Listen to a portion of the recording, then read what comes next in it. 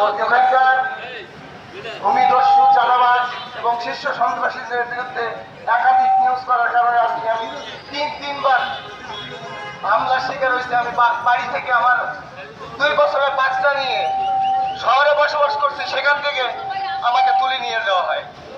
আমি জিডি করলে, থানায় জিডি করলে, অভিযোগ করলে আমার কোনো ব্যবস্থা নেওয়া হয় না, কিন্তু সন্ত্রাসী যাই বলবে সেইভাবে চলতেছে।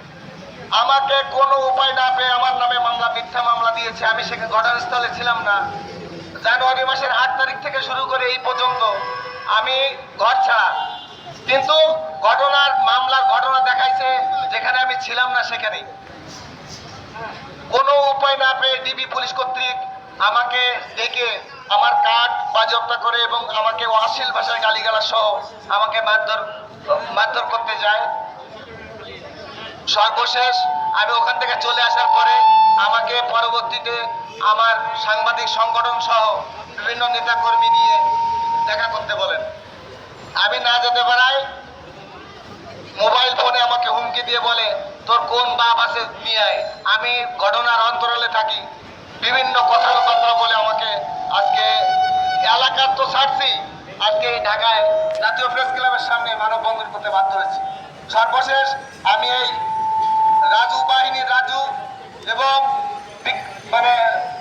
আলোচিত দালাল শামসুল আলম বাবুর বিরুদ্ধে এবং তাদের আশ্রয় প্রশ্রয়দাতা ডিবি পুলিশের 4 কর্মকর্তাকে দ্রুত ব্যবস্থা গ্রহণের জন্য জোর দাবি জানিয়ে আমি আমার সংক্ষিপ্ত বক্তব্য শেষ করছি।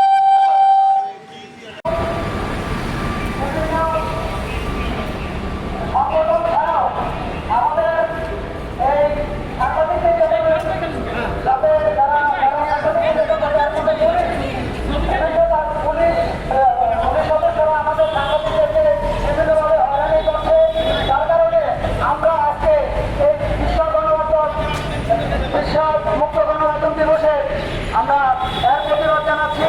তার সাথে সাথে আমরা এখানে যারা দাঁড়িয়েছি প্রত্যেকে আমরা ম্যাক্সিমাম নির্যাতিত সাংবাদিক যারা শুধুমাত্র নিউজের কারণে, নিউজের সত্য প্রকাশের কারণে আমরা দিন দিন নির্যাতিত হচ্ছি, আমরা সেই প্রতিকার পাচ্ছি না।